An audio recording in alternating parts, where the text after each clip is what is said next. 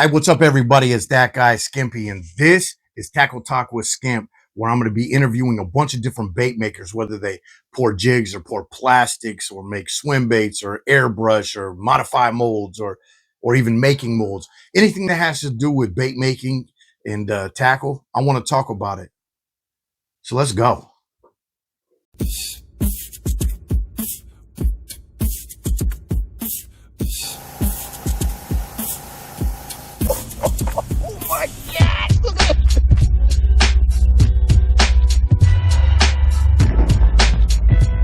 Mold. This is the 5-inch one.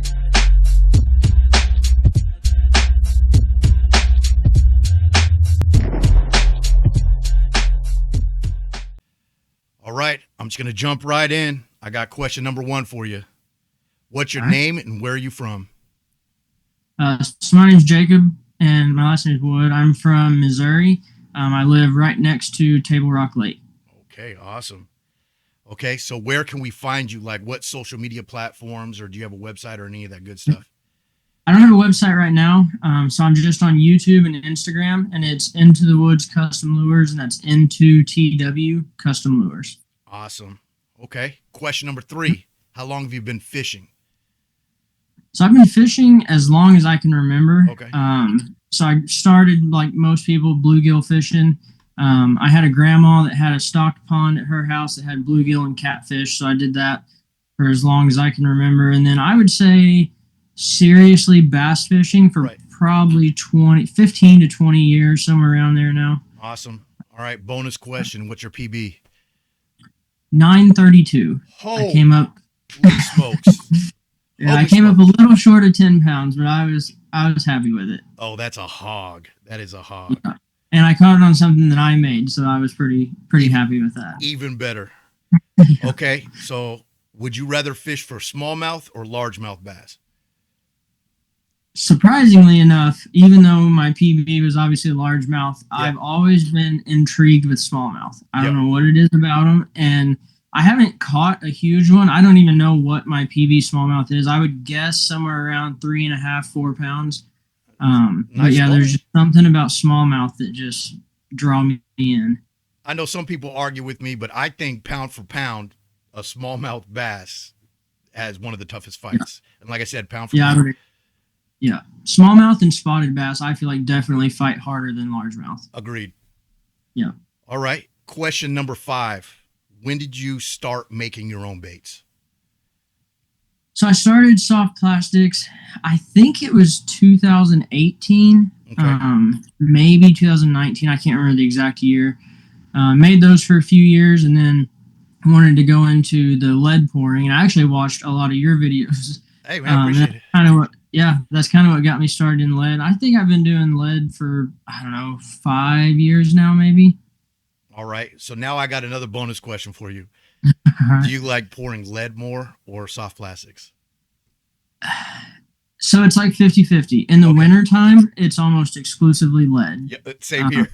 Yeah, it's just easier to do. I don't have to worry about temperature control quite as much. And then what I like about the lead, and I can give you credit for that, is I think it was, I don't remember, I think the Poison Tail spinnerbait video you made forever ago. Yeah. I watched that and I was like, I can customize these, and it was just kind of like opened a whole new avenue, and I went crazy with that. So, man, yeah, I love all the different custom ones, all the ones when people mod the molds. I mean, that's my favorite. I love doing modifications to molds, and then because you're like the only one with it, right? Yeah. All right. So, question number 6: what's your favorite bait or mold or color scheme that you like to make? I don't have a mold in particular, but I would say swim baits in general are probably some of my favorites. And then it's got to be electric shad. That's just always catches fish no matter where I go. Agreed. So, yeah.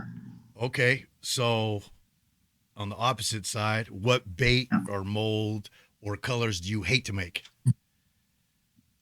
So interesting enough, it's one of my favorite baits to fish with, but one of my least favorite to make. Yeah. And that's, I made a video a while back. I made a bladed jig using the hybrid grass jig. And I Awesome. took a hacksaw and I cut the mold so I could pour with the blade already attached. Yes. And that bait is such a pain to make Yeah. because when you pour the lead, the blade's already there. So then you got to mask off the blade for powder coating and clean it all up. And it's just very time consuming, but it's one of my favorite baits to fish with, but my least favorite to make. I actually watched that video, man.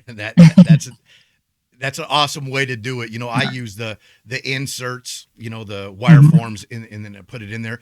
And you know, knock on wood, it works for me. But the way you're doing it is like perfect, right? But Well, like, and I've made them like the way you did. I actually watched your videos, and that's how I made mine for I don't know, the first few years. And then somebody sent me a picture of a mold. I don't even know where it was from, somewhere overseas, and I saw they had a slot cut in the mold, and I was like, "There's got to be a way to do that." So I just took a hacksaw and then got lucky, and it worked. hey, man, it turned out great. It looks great. Yeah. All right. Okay, we got number 8. What is some good advice for anyone starting to make their own baits? Yeah, I kind of touched on it a little bit in a few videos back. I would say keep it simple. So with soft plastics, you've got a million different colors and glitters and everything, and I go back to green pumpkin all the time. And then even with lead and tie-in jigs, I've got boxes and boxes of skirt material and skirt tabs that I'll probably never use. I go right back to my same 4 or 5 colors, and that's about it. I am the same way. And what I do with all those is, you know, I have buddies come over and they want to learn how to make stuff. So I show them and here's all the skirt material, man, make what you want. And then, some of the local bass clubs here, I did like seminars like in this garage or whatever, and showing people how to make chatterbaits or jigs or whatever. And then here's all the skirts, man, make what you want. And then something that we might not like or think looks cool, they love, you know? So. Yeah, I've had some people request some colors for me to make for them before, and I'm just like, man, I would never throw that, but they love it. So whatever works for them. All right. Question number 9. Is there anything special that you've been working on right now? And do you have any baits that you can show us? Yeah. So I'm glad you sent me the questions ahead of time. So we went out to the shop and got it. It's nothing too crazy, but for the football swing tip or swing mold, whatever they call it. So I love fishing that style of bait, but hopefully you can see this. I like to change baits a lot. So I'm trying to make this to where I've got a little clip where I can pop the hook off. Right. And then I can change the hook on the fly, so I don't have to cut my line and retie. Because the way that mold's made, you pour it with the hook already there. So if you want to downsize or upsize hooks, you got to cut it off and tie a new one on. Correct. So I'm playing around with that. I've got it to where I can make it and it works well, but I'm trying to just refine how I pour it. It's a little tricky, but I'll have a video out on that. I don't know, probably in a couple weeks. All right. So I don't want any spoilers or anything, but do you have like a custom wire form, or is it like a pre-made wire form? Like, did you have to order? So this one is actually a pre-made wire form. They call it a drop shot clip. I found it on Barlow's website. Okay. And I had to order all the different sizes because I didn't know what was going to be big enough to fit the hook. And I think I found the one that works the best. The hardest part is just holding that clip and then the wire form that you make for the hook eye in the mold when you go to close it. So I'm trying to kind of refine that. But my best advice is cut a little bit, then try it. Cut a little bit, then try it. Because man, I've messed up molds. I think we all have, you know. So okay, I only got one more question for you. So if you can fish with anyone, dead or alive, who would it be? So this one's pretty easy for me to answer. It would be my dad. My dad passed away when I was 16, and that was one of the things me and him did all the time was fishing. But he was a dedicated walleye fisherman. Oh wow.